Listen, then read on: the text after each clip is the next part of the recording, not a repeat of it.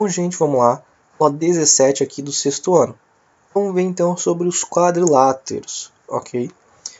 E eu acho que essa aula vai ser meio longa, porque tem várias coisas que a gente vai ver nos quadriláteros, várias propriedades e formatos que os quadriláteros possuem.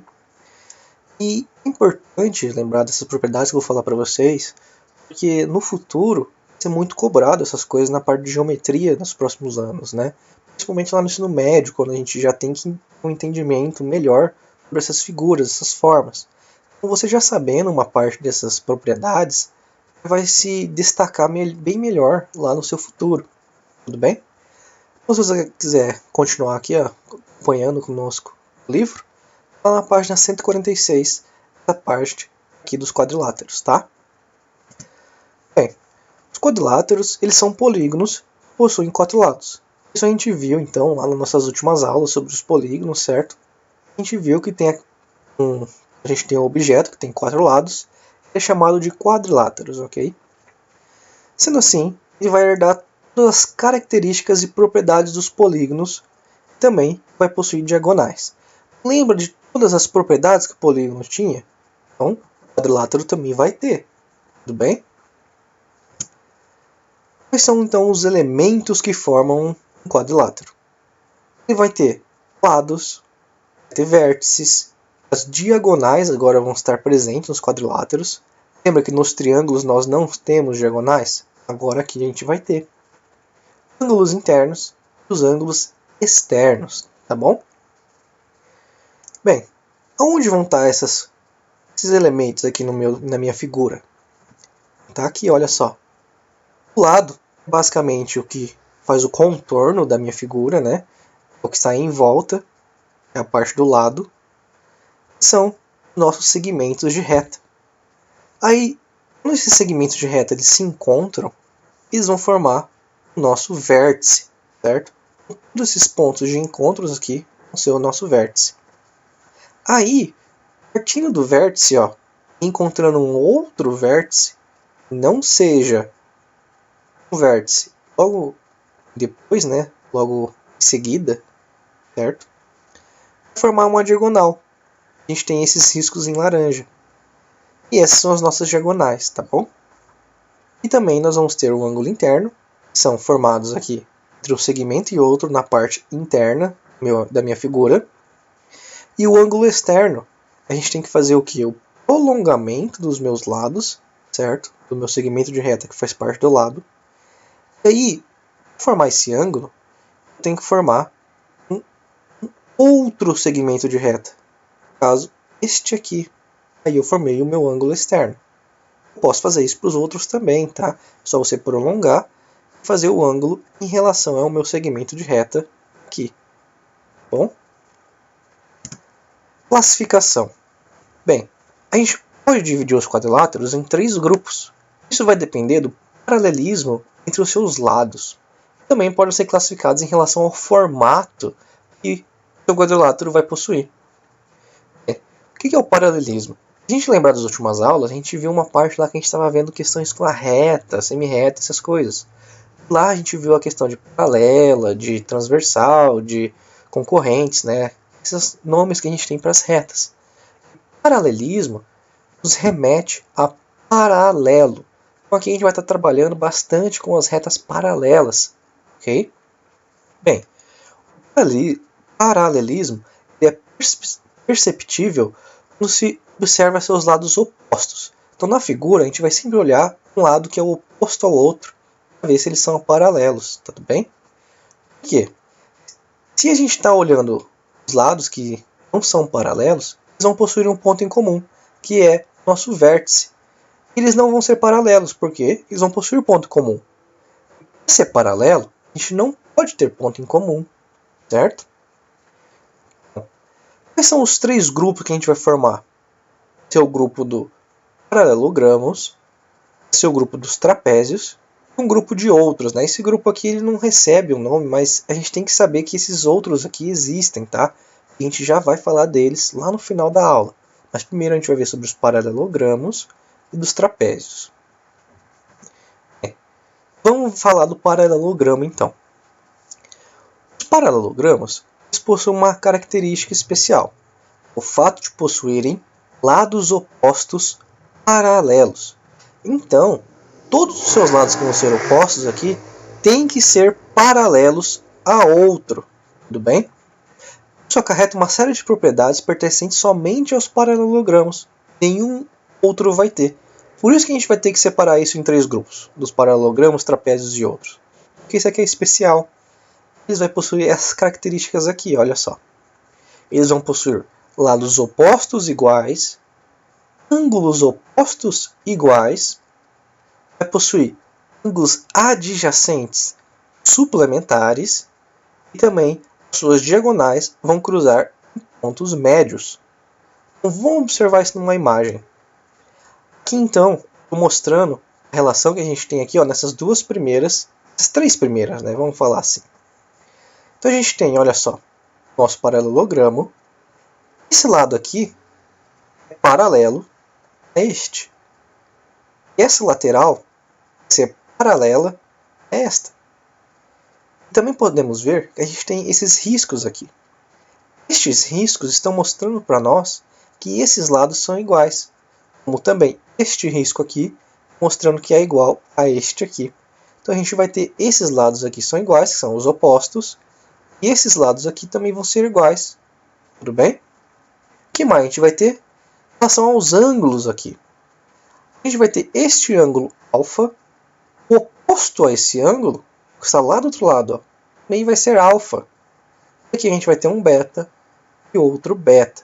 Então, esses ângulos aqui vão ter a mesma medida, vão ter o mesmo valor. Tudo bem?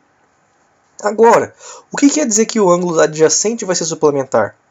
Primeiro, a gente tem que lembrar que é suplementar. A gente viu lá na aula de ângulo. O que é suplementar? O quanto falta para completar 180 graus. Tá? Então, no caso aqui, o ângulo alfa vai ser suplementar aqui, o seu adjacente. Adjacente é quem está ao lado, está adjacente, certo? Então, quem está do ladinho do alfa? Quem é o ângulo que está do lado do alfa? O beta, este aqui, ou este, né? Tanto faz, porque eles vão ter a mesma medida. Logo, se a gente for comparar, né, vai se fazer olhar para esses 2 ângulos aqui, ou esses 2 aqui. Mesma forma, se eu olhar para cá, ou para cá, eles vão ser suplementares. Tá bem? Suplementar quer dizer que a soma desses 2 ângulos vai dar 180 graus. Bom? E aí, a última aqui, diz que as diagonais se cruzam os seus pontos médios. Então eu vou ter a minha diagonal aqui, do A até o C. Eu vou ter a diagonal do D até o B. No ponto de interseção delas, no ponto que elas se cruzarem aqui, elas vão ser exatamente o ponto médio delas. O que quer dizer? Dessa diagonal aqui, esse pedaço vai ser exatamente a mesma medida que este pedaço aqui. Este pedaço vai ter a mesma medida que este outro. Tudo bem? Essas diagonais aqui têm tamanhos diferentes, né? Do A até C e do D até B. Um é maior e outro é menor. Mas quando a gente faz o ponto médio, a gente vai ter esses pedacinhos que vão ser iguais nos seus pares. Aqui é igual a este. E este aqui, maior, vai ser igual a este outro aqui, maior. Tudo bem? O que mais? No paralelogramo, então, a gente vai ter uma outra classificação. A gente vai ter uma classificação para retângulos, ter uma classificação para losangos e vai ter uma classificação para quadrados. Então, além daquelas 3 classificações de paralelogramo, trapézio e outros, a gente vai ter as 3 subclassificações aqui dentro do paralelogramo. Vai envolver esses 3. Tudo bem? Então vamos ver o primeiro. Vamos ver umas imagens, né, primeiro aqui. O que são retângulos, losangos e os quadrados? É basicamente as figuras, né? A gente já sabe como são elas. A gente já vê elas bastante no nosso dia a dia. Tudo bem? Agora vamos estudar mais a fundo esses objetos. Então o primeiro é o paralelogramo retângulo. Os ângulos internos são retos e eles possuem todas as características dos paralelogramos e uma propriedade específica a mais, que é qual? As diagonais de um retângulo são congruentes. O que significa ser congruente? Significa que elas vão ter a mesma medida. Tá bom? Então, olha só aqui, a gente tem um retângulo, que vai possuir os ângulos de 90 graus, e as suas diagonais, elas vão ser iguais, elas vão ter a mesma medida. Como ela se corta no ponto médio, todas essas partes aqui vão ser iguais também. Esse pedaço igual a este, igual a esse, igual a este. Que as diagonais são iguais aqui, certo? Então, esse é o nosso retângulo. Tudo bem? Próximo, losango. São paralelogramos que possuem 4 lados iguais. Eles possuem todas as características dos paralelogramos também, e algumas propriedades específicas. As diagonais dividem os ângulos igualmente, e as suas diagonais se encontram a 90 graus. Se encontram perpendicularmente. Olha o desenho aqui. A gente tem um losango. Ele vai ter esses 4 lados iguais aqui, em volta. As diagonais, se você for notar, uma vai ser menor, a outra vai ser maior. Elas vão se encontrar também no ponto médio, tá vendo?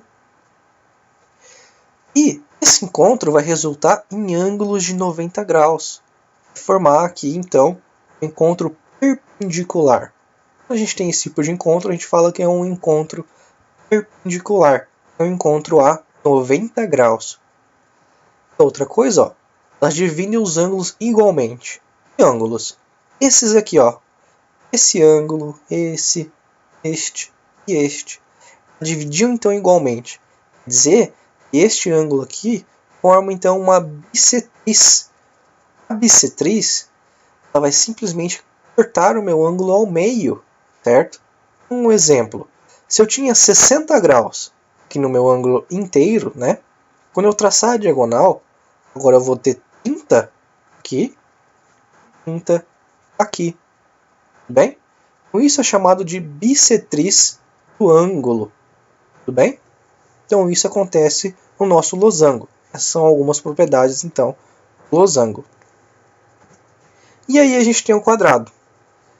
O quadrado é simples, né? Ele vai ter todos os lados iguais e todos os seus ângulos também, né? Pois vão ser ângulos retos.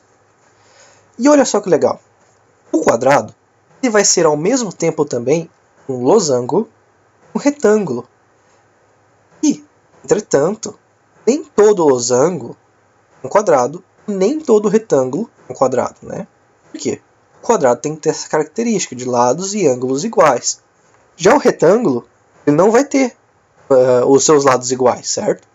E o losango, ele não vai ter os seus ângulos iguais. Não deu para perceber? Mas o quadrado, ele vai ser sim um losango e um retângulo. Tá? Ele vai possuir todas as características do paralelogramo e a sua própria, que é as diagonais do quadrado são perpendiculares e congruentes. Então aqui, quando a gente faz as diagonais, elas vão formar um ângulo de 90 graus aqui. Vai ter aquele encontro perpendicular. Tudo bem? E como ele também é um losango e um retângulo, ele vai ter todas aquelas características que eles têm também, né? Aqui vai dividir a metade esse meu ângulo, então aqui vai ser 45, 45, certo? Porque aqui é 90. Tudo bem? E suas diagonais aqui, vão ser iguais, certo? Então, essas são as características do nosso quadrado. Vamos para o trapézio agora. Vimos todos os paralelogramos, agora vamos para os trapézios. Eles vão ser quadriláteros que possuem apenas um par de lados opostos paralelos. Então, no paralelogramo a gente viu que todos os seus 4 lados eram paralelos entre si, né? A gente tinha os opostos, são paralelos. Agora no trapézio, a gente vai ter somente um par paralelo oposto, certo? Esses lados, os trapézios que vão ser paralelos, a gente vai chamar eles de bases. Então essa vai ser a base do meu trapézio. E sempre uma vai ser menor, e a outra vai ser maior, tá bom? Eles são paralelogramos, por isso vai ter as mesmas propriedades dos nossos paralelogramos, certo? Oh, peraí, falei errado. Eles não são paralelogramos, por isso as propriedades dos paralelogramos não são válidas, né? Eu esqueci de falar. Eles não são paralelogramos, tá? Então não vai valer aquelas propriedades que a gente viu nos trapézios. Mas os trapézios vão possuir uma propriedade específica deles, que é o ângulo da base em relação à outra base vai ser suplementar.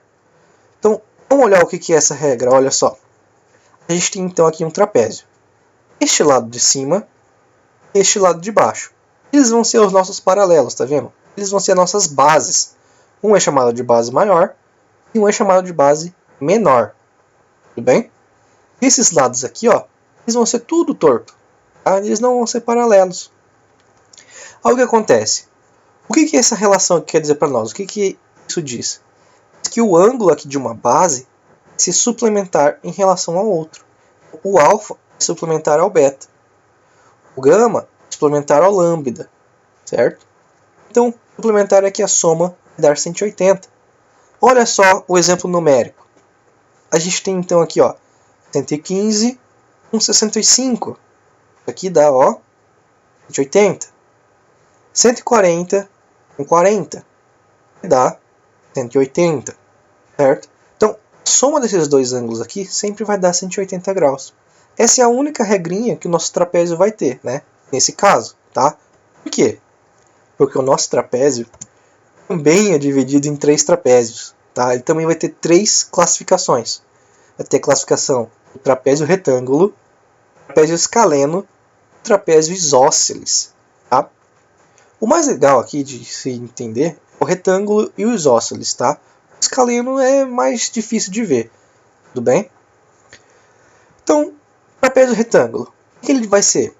Ele vai ser um trapézio que vai possuir 2 ângulos internos com medidas de 90 graus. Então ele vai ser basicamente isso daqui, ó. Tá?